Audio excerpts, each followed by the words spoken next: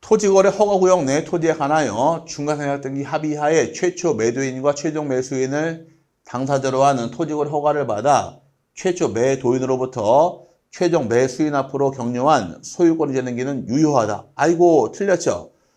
허가를 받더라도 중과상각등기는 당연히 무효입니다.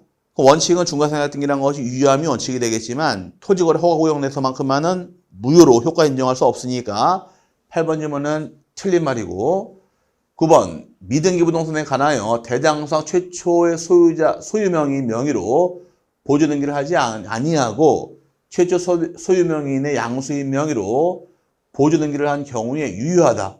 이 등기를 뭐라고 부를까요? 미등기를 양도한 경우에 양수인이 직접 소유권 보조등기하는 경우를 그렇죠.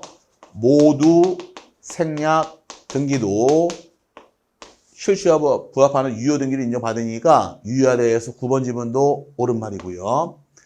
10번 증여에 의한 소유권 이전 등기를 매매에 의한 소유권 이전 등기로 한 경우라도 낮자가 빠졌죠. 경우라도 실체 관계에는 부합한다는 점에서 유효성을 인정한다. 맞았네요. 등기원인을 허위로 기재했다 할지라도 효과는 유효성 인정받습니다. 단 처벌은 받아야 됩니다.